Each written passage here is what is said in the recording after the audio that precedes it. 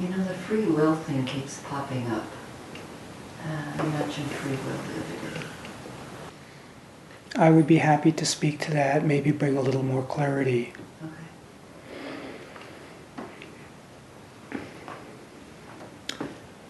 So in the play of ego, which is the play of cause and effect, the play of time,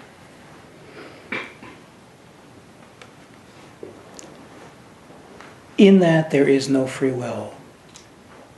In other words, there is this imprint, and the imprint is conditioned. And it is reacting to what is called external stimulation, and what seems to have choice in truth is choiceless, it's just programmed. Just like a dream is programmed. If you are in the beginning of the dream or at the end of the dream, it's going to run its course. However, freedom has nothing to do with the ego. It has nothing to do with the play. It has nothing to do with cause and effect. It is stepping out of the whole thing. Now, when one works on themselves, and this is not a doing. In the play of doing is what arises out of the experience of the ego. But I'm not speaking about doing. I'm speaking about releasing the habit of doing. When there is the release of the habit of doing, there is what is called being still. Out of being still, there is true seeing. When the play, the dream is arising, and there is true seeing, that true seeing transforms something internal. And then what happens is the dream changes. So your dreams may be different now than they were 10 years ago based on work that you have done. So in the context of one dream, or someone who's never worked on themselves, their whole life is choiceless. But free will is the courage and the readiness to release the habit which is built on fear of doing, and to be still, to step out of the spin of cause and effect and to see what is really going on. Each time that happens, something in the link is freed, and it's a new dream. So the whole play of cause and effect, from the beginning of one dream to the end, it's changeless, but it's morphing. That's why there is most likely more love around your life than there was years back. It's what happens because your reflection is morphing. So free will is the courage to step out of the play of time, the play of ego, the play of cause and effect, the play of the doer. That is free will. Free will is the ultimate and only true power. It is the power that will bring forth freedom.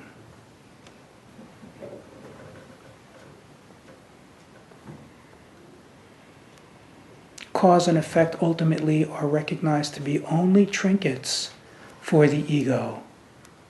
Free will is now. It has nothing to do with the play of cause and effect.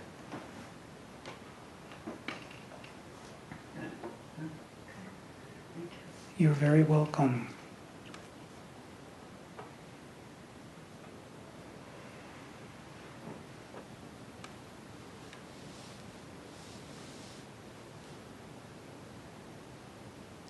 This is the reason why when there is true hunger, freedom cannot be denied.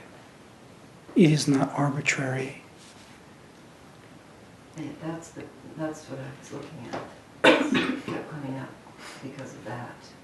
Yes, freedom is not arbitrary. It is not the rolling of a dice. It has to do with true earnestness, true humility. If there is true earnestness and true humility, it cannot be stopped. You know, I had mentioned in the last intensive that we had that there was a devotee of Ramana Maharshi's that that Ramana had asked, the very first book that was printed about his life, this person was asked to write the introduction. So he wrote the introduction and he brought it to his master to look at. And he looked at it, and in the beginning it said that if you follow these teachings, and you really follow these teachings, you have the possibility, I can't remember, or the opportunity to break free. And Ramana looked at it and said, what is this possibility? And he had him change it to, if you follow these and really take the teaching to heart, you will with all certainty break free.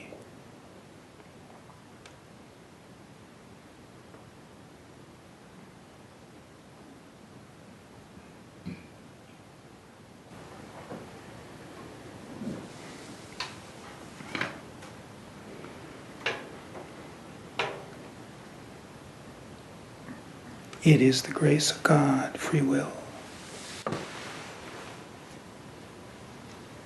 Your grace from God that is given to you.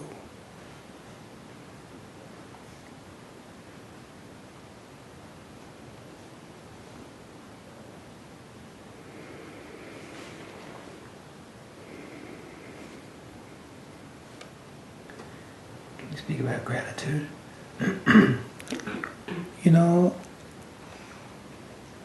felt that I was going to speak about gratitude as a monologue, and then it didn't happen. But yes, I am very happy to speak about gratitude.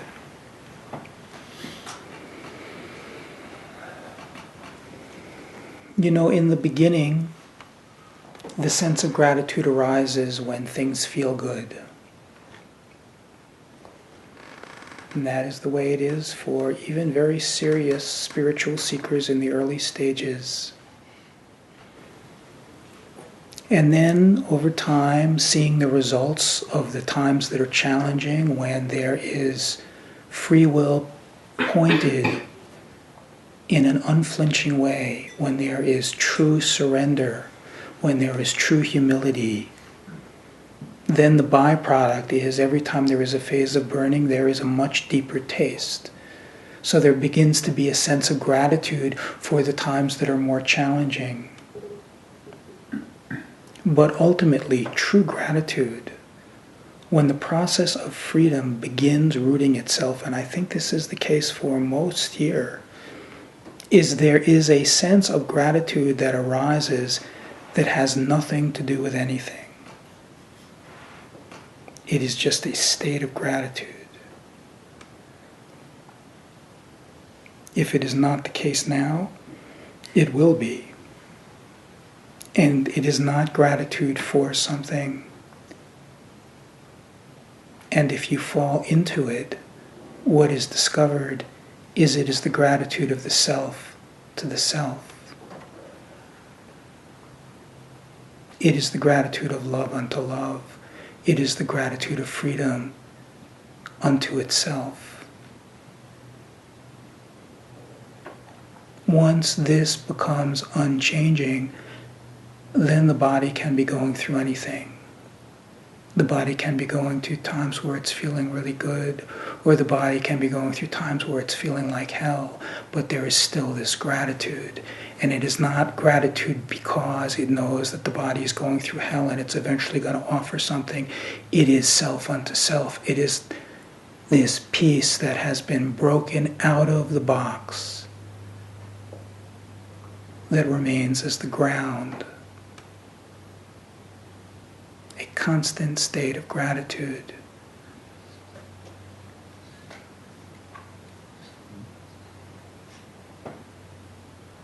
You feel the gratitude and you feel love itself. It is love itself. Having nothing to do with anything.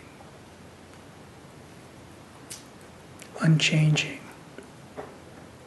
But every time the body goes through a burning phase, it opens more deeply. It reveals itself more deeply.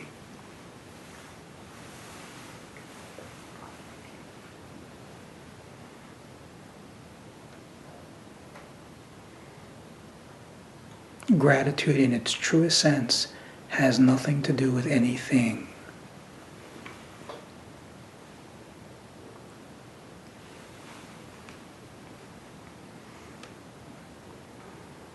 It is a taste of the natural state of being.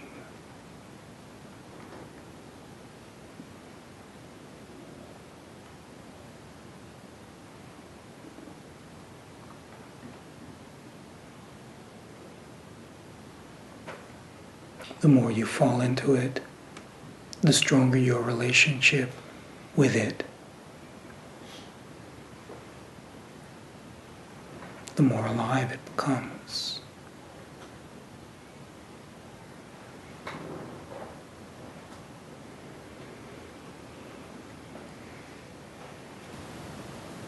It's not really for clarification, it's just because I'm feeling it so much. Could you talk about this personal and impersonal aspect?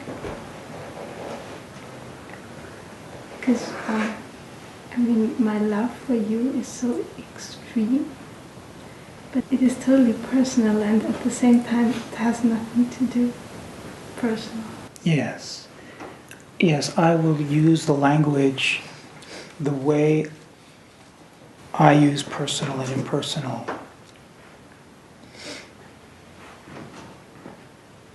It varies sometimes, but if it's particularly the question around this piece, because it makes things a little more clear. Like you described with Brahmana's relationship. Yes. So, the way most people in the world relate to this idea of personal love, what this is like is it's like two separate spheres that are closed down, shut down, independent, that on the periphery touch, and there is like this wow. And this is called personal love. But what is called impersonal is the dissolution of the separate sense of self. And in that it feels itself inside itself, which was once called another. It is living inside itself. It is wildfire. It is totally alive. It is the depths of passion, and it is called impersonal. But comparatively, what is called personal is like cardboard. It's a bargain that if you behave such and such a way, I will open my door this much.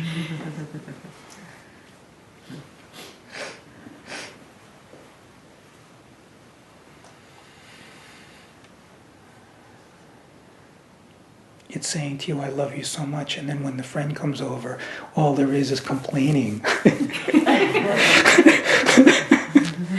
That asshole, you know, he did this and this.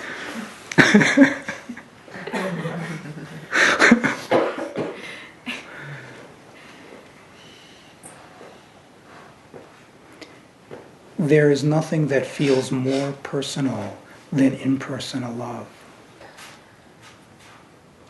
The more impersonal it becomes, the deeper the passion and the connection. The more it is experienced as someone else, the less intimate it really is. The more you see that that someone else is really no one, the more wildly you fall in love with it. And I know this is what you're talking about. In this love affair, nothing can take it, because true love, nothing can take.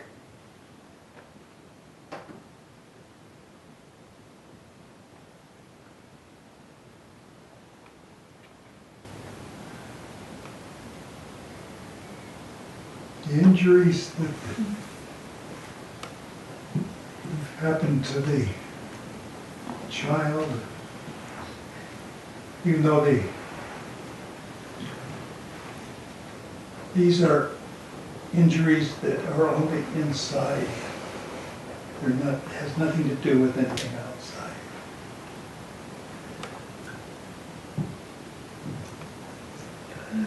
Although it was caused from events that happened in the child's life.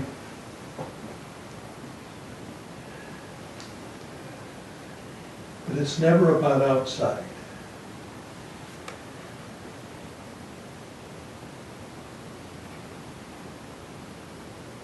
Is that correct? You tell me. Feels like it's always inside. Yes. How can there be an external issue? So this whole separation is all internal. If there is no internal separation, where can there be found separation?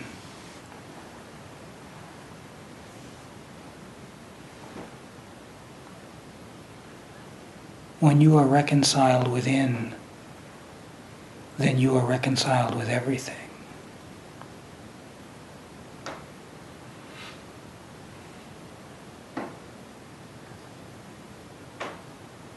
It's only this moment. There is no future or past in it. There is no child in it. There is no story in it. It is the feeling of what is present. And whatever arises is the grace of God, whether it is wide open and the taste of complete stillness and the taste of endless bliss, or whether it is a memory or a feeling.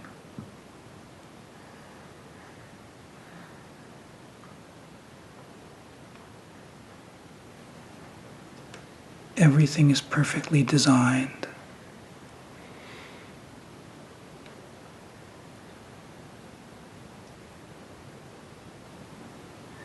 It is the feeling of your own heart, which can only be felt now.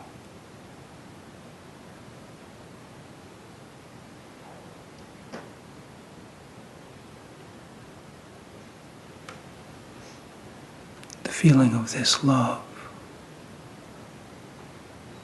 this beauty,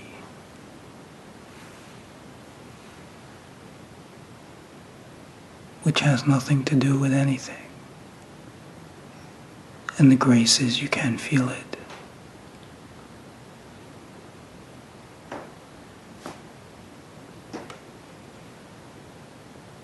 And the more you rest within it, the more it turns its attention to you. For it's all reflection.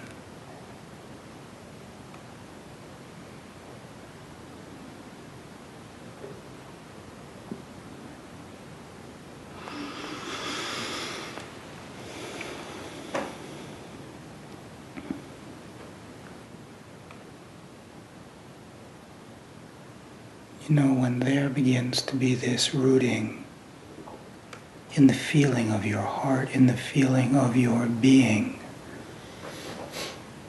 what begins to be recognized is that the origin of the perceptive experience does not come from your eyes and throat and ears, sensation of the skin. It all originates from the heart.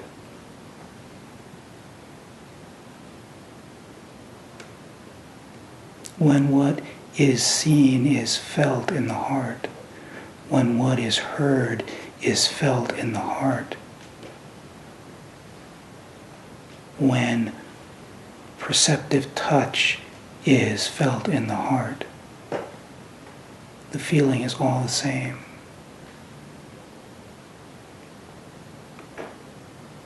And it is the feeling of pure love.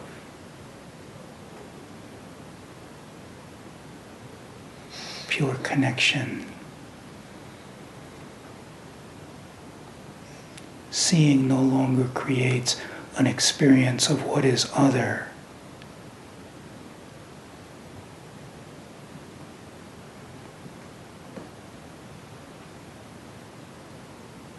But the taste is what is the same.